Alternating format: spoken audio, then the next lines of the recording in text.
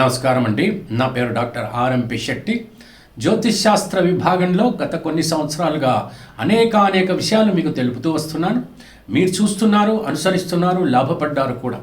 చాలా సంతోషంగా ఉంది. అయితే ఇప్పుడు నేను చెప్పాల్సినటువంటి ఒక ముఖ్యమైనటువంటి విశేషం ఏమిటనంటే, మీకు బాగా తెలుసు 9వ తేదీ ఏప్రిల్ మాసంలో 2024వ సంవత్సరం రోజున మనకి ఉగాది.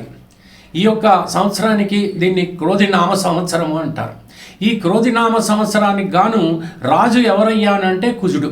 కుజుడు అంటే మార్స్ అంటే వాయిలెన్స్ లార్డ్, అంటే హింసాత్మకమైనటువంటి ప్రదర్శనలు, హింసాత్మకమైనటువంటి వ్యవహారాలు, ఇవన్నీ కూడా మనం చూడబోతున్నాం. అయితే సూర్యగ్రహణం ఏదైతే ఉందో ఇది 8వ తారీఖున ఏప్రిల్ మాసంలో 2024 సంవత్సరంలో ఏర్పడబోతోంది. ఈ సూర్యగ్రహణము మనకి ఈ భారతదేశంలో కనబడకపోయినా అమెరికాలోను, ఆ తర్వాత కెనడాలోను, ఆ తర్వాత వచ్చేసి మిగతా భాగాల్లో కనుక తీసుకున్నట్టయితే ఈ యొక్క ఇజ్రాయిల్ ఇటువంటి ప్రదేశాల్లో మనకు కనబడుతుందని తెలుస్తోంది. మెక్సికోలో కూడా ఈ సూర్యగ్రహణం కనబడుతోంది. అయితే పోయిన సంవత్సరం ఏదైతే ఉందో ఇజ్రాయిల్తో పాలస్తీనాతో ఏదైతే గొడవ సంభవించిందో ఇది సూర్యగ్రహణంతో ప్రారంభమై చాలా ఉధృతంగా రాను అది మారిపోయిందని మనకు తెలుసు బాగా. ఈ సంవత్సరం మాత్రం ముఖ్యంగా అతి ముఖ్యమైనటువంటి సంఘటనలు ఈ యొక్క సూర్యగ్రహణం వల్ల ఏర్పడబోతున్నాయి. ఎక్కడ ఏర్పడబోతున్నాయంటే ముఖ్యంగా ఈ నార్త్ అమెరికాలో ఏర్పడబోతున్నాయని నేను గట్టిగా చెప్పగలను. అయితే ఈ సూర్యగ్రహణం ఎప్పుడు ప్రారంభమవుతుంది? ఇది రాత్రి మనకి 9:15 మొదలయ్యి 9వ తారీఖు తెల్లవారుజామున అంటే 2:22 ఈ యొక్క సూర్యగ్రహణం అనేది అంతమవబోతోంది. అయితే నార్త్ అమెరికాలో ఏం జరగబోతుంది? ఎన్నో చోట్లలో ఎన్నో రకాలుగా, ముఖ్యంగా నేను చెప్పాల్సింది ఏంటంటే భారతీయులు అప్రమత్తంగా ఉండాల్సినటువంటి పరిస్థితి. రాజకీయ రకంగా హింసాత్మకమైనటువంటి విషయాలని మనం వింటాం, చూస్తాం కూడా. రాబరీ అంటే దోపిడీదారులు ఎక్కువైపోతారు. హింసాత్మక దృశ్యాలు అంటే హత్యాకాండ అనేటువంటి చెలరేగుతుంది. రకరకాలైనటువంటి రోగాలు, రొప్పులు ఇవన్నీ కూడా ఏర్పడేటువంటి ప్రమాదం కూడా ఉంది. ఈ రకమైనటువంటి పరిస్థితుల్లో వాళ్ళ యొక్క ఏవైతే ధరలు ఉన్నాయో అదుపులో ఉండకుండా అయిపోతుంది. అనేక రకాలైనటువంటి కష్ట నష్టాలకు ఈ నార్త్ అమెరికా వాళ్ళు గురి కావాల్సినటువంటి పరిస్థితి. ఇక మిగతా దేశాలకు కనుక తీసుకున్నట్టయితే మెక్సికోలో కూడా మ్యాక్సిమంగా కష్ట నష్టాలే ఏర్పడుతున్నాయనేటువంటి విషయం మనం అర్థం చేసుకోవాలి. అలాగే కెనడా కూడా చాలా భయంకరమైనటువంటి స్థితిలోకి రాబోతోంది. కానీ భారతదేశంలో ఎలా ఉంటుందంటే అంతగా ఉండకపోవచ్చు. ఎంచేతనంటే భారతదేశంలో ఈ సూర్యగ్రహణం అనేది కనబడదు కాబట్టి. అయినప్పటికీ కూడా ప్రపంచం అంతా కూడా ఏదో ఒక రకంగా ఈ సూర్యగ్రహణం వల్ల చాలా భయంకరమైనటువంటి సంక్షోభానికి గురి అవుతుందని మాత్రం నేను గట్టిగా చెప్పగలను. ఎందుకంటే గతంలో మనం వందలాది సంవత్సరాలుగా చూస్తూ వస్తున్నాం. ఈ సూర్యగ్రహణం తర్వాత చాలా భయంకరమైనటువంటి విషయాలే మనం చూసాం. అది అనుభవంలో కూడా మనకు అర్థమైపోయింది.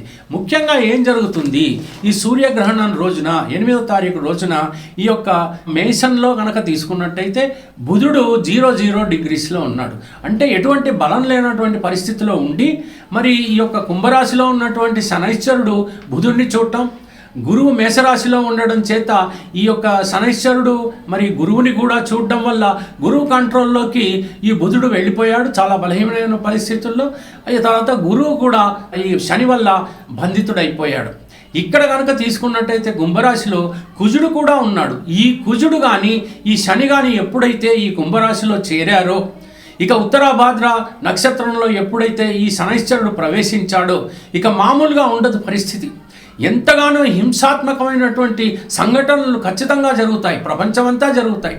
అసలు అగ్నిమారుత దోషం అనేది కూడా ఏర్పడి ఉంది ఈ పరిస్థితి వల్ల. ఈ యొక్క అగ్నిమారుతంలో ఈ శనైశ్వరుడు ఇంకా ప్రభావితం అయి ఉన్నాడు, ఇంకా బలంగా తయారయ్యాడు. ఎందుకంటే పూర్వభాద్ర నక్షత్రం గురువు యొక్క నక్షత్రం కాబట్టి. ఎప్పుడైతే కుజుడు ఈ శని చేరారో ఈ యొక్క పరిస్థితి సామాన్యంగా ఉండదు. మేషరాశిని చూడడం వల్ల, మేషరాశికి అధిపతి కుజుడు కావడం వల్ల, ఈ మేషరాశిలో గురువు బుధుడు ఉండడం వల్ల మతి భ్రమించి అనేక రకాలైనటువంటి హింసాత్మక దృశ్యాలని చూసేటువంటి పరిస్థితులు ఏర్పడతాయి. చాలా వరకు డిస్టర్బ్ అవుతారు. ఇకపోతే మీనరాశిలో కనుక తీసుకుందాం, మీనరాశిలో ఏ గ్రహాలు ఉన్నాయి? మరి రాహు ఉన్నాడు, ఆ తర్వాత రవి ఉన్నాడు, ఆ తర్వాత ఈ యొక్క శుక్రుడు కూడా ఉన్నాడు అనేటువంటి విషయం అర్థం చేసుకోవాలి. చంద్రుడు కూడా ఉన్నాడు. అంచేత ఈ సూర్యగ్రహణం ఏర్పడింది కాబట్టి ఇదంతా కూడా వీళ్ళు కూడా బుధుని యొక్క నక్షత్రంలో ఉండడం అనేటువంటిది జరుగుతోంది. ఈ బుధుని నక్షత్రం అయినటువంటి ఈ యొక్క రేవతి నక్షత్రంలో ఉన్నటువంటి పరిస్థితుల్లో అప్పుడు ఏమైంది? అక్కడ చూస్తే కనుక బుధుడు చాలా బలహీనమైనటువంటి స్థితిగతిలో ఉన్నాడు. ఇకపోతే ఏమి జరగనుంది అని కనుక మనం గట్టిగా ఆలోచించుకున్నట్టయితే ఇక షేర్ మార్కెట్ అనేటువంటి చాలా కుదేలయ్యేటువంటి పరిస్థితులు ఉంటాయి. విపరీతమైనటువంటి ధరలు పెరిగిపోతాయి. ఎక్కడ చూసినా అల్లకల్లోలం, రాజకీయ పరిస్థితులు అల్లకల్లోలంగా మారిపోతాయి. సంక్షోభం అనేటువంటిది ఏర్పడుతుంది. ఇది అంతా కూడా భారతదేశంలో 40 to 50% దాకా కూడా మనం చూసేటువంటి ఘోరమైన పరిస్థితులు ఇవి. నార్త్ అమెరికాలో మాత్రం 80 to 90% ఘోరమైనటువంటి పరిస్థితులను చూస్తారు.